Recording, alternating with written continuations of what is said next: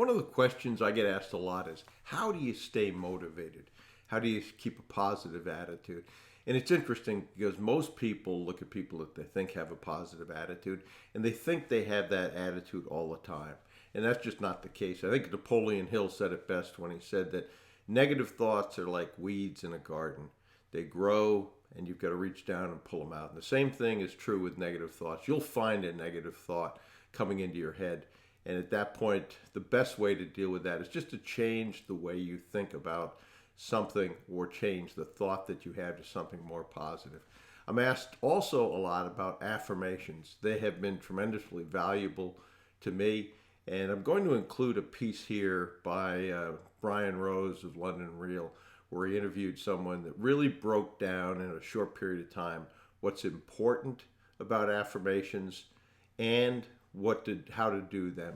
And I would encourage you to look at that. They've worked certainly for me. And they've said that basically the three things you need in an affirmation are clear choice of positive words, of visualization, and a corresponding emotion. And if you have those three aspects, that's basically what you want. But he explained why the choice of words was important, and even though you may think when you're writing them down that they're clear to your brain, they're not. So take a look at that. I think that'll be very helpful.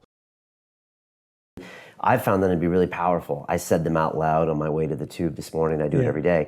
And so I know they're powerful, but I haven't ever thought why they're powerful and how that whole subconscious works. And I was just wondering if I could get your thoughts on that. Yeah, sure. Monks have been using affirmations forever, mantras as they call it in Sanskrit. We use these beats to chant on, and a lot of times people say these are prayer beats, but we actually, you could say they're prayer beats, but we're actually more like affirmation or mantra beats. So we use these to actually program our subconscious. So as we chant on each beat, we chant an affirmation. I am happy, or I'm confident. And we repeat the same chant over and over again. And there are 108 beats in here, so you can imagine how your subconscious gets programmed. And you memorize like 108 different chants? Oh, well, just one chant. Oh, one chant, okay. One chant over and over again. So if it's I'm happy or I'm confident, you repeat it 108 times. Okay. So with affirmation, 3 ingredients are necessary. Concise choice of positive words, clear visualization, and a corresponding feeling. And most people don't understand this when it comes to affirmation. They just say the words, but no visualization and no feeling. So for example, if I say, I love apples, concise choice of positive words. Now, when I say the word I, my mind knows I'm talking about me. When I say the word love, my mind knows that he likes it, he enjoys it, he adores it. That's what love means to him. When I say the word apples, my mind gets confused because it's searching my entire hard drive, my entire subconscious from the day I was born for every occurrence of the word apple. Red apple, green apples, yellow apples, Honeycrisp apples, Red Delicious, Fuji apples, Washington apples, Apple MacBook Pro, MacBook Air, Apple Watch, iWatch, Apple iPhone, Apple iPad. What apples is he talking about? I have no idea, right? So words alone is not enough. So that's why we have visualization. So when I say I love apples and I visualize a bright red apple, my mind goes, oh, that's what he's talking about. I love apples. He loves bright red apples. This particular type of apple. It's a Washington or Honeycrisp apple, which has a little yellowish tint to it. Okay. So that's why words and visualization are important. Okay. And then feeling. Feeling is emotion. Emotion is energy. And you know the famous scientist Tesla? Well, not personally, but obviously through reputation. He had this beautiful saying which kind of encapsulates Hindu philosophy really well. He said that to find the secrets of the universe, think in terms of energy, frequency, and vibration. So to find the secrets of the universe, think in terms of energy, frequency, and vibration.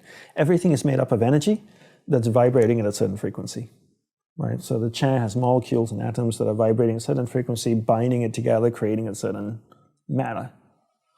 So what we believe is that if your subconscious is filled with patterns that are vibrating at a certain frequency, anger could be vibrating at 20 kilohertz, happiness at 30 kilohertz. I don't know what the numbers are, I'm just making stuff up in terms of numbers, but everything is vibrating at a certain frequency. And if you can go into your subconscious and create a pattern, infuse it with energy that's vibrating at a certain frequency, you can attract things of a similar nature to it. So if I go into my subconscious, I repeat an affirmation, which has a concise choice of positive words, clear visualization, I infuse a feeling into it. What does it feel like? Right? And it starts to vibrate in my subconscious with that frequency. Now it attracts anything of a similar vibration or similar frequency towards it. So to give you a very simple example, boy dates girl, they go out for 2 years, they have a great intimate relationship, they break up. Boy hangs out with his friends to get over the relationship. The girl does, chocolate, shopping, wine therapy with her girlfriends for 6 months, finally says, I'm over him. She starts dating again. Who does she attract into her life? Quite often a similar guy. Different person, but with the same vibration. Same type of person. I've had so many people come up to me, boys and girls, say, I keep attracting the same type of person into my life.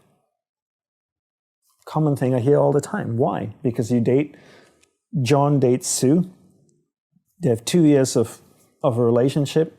Sue has vibrations that are emotional experiences that are vibrating at the frequency of John in her subconscious. They break up. Those experiences are still vibrating at the frequency of John in her subconscious. Now she goes to date. Who does she attract? Another John named Peter of a similar frequency.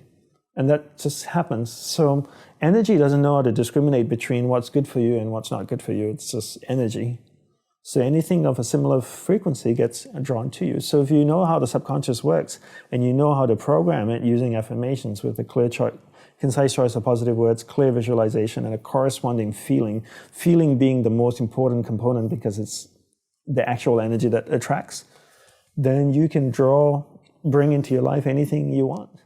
The other thing, and I'll leave you with this image that helps sometimes, is a negative reinforcement. And one of the ones that I read a long time ago, and I'm going to include this image for you, is imagine if hell was having to watch an endless movie of what your life could have been had you put in the work to achieve your dreams. Over and over again, all the things you could have achieved, you'd watch. That would be my idea of hell. So I want to include that image, but affirmations for me have proven to be, time and time again, something that has helped me attain the goals that I've set, and I think they will work for you also.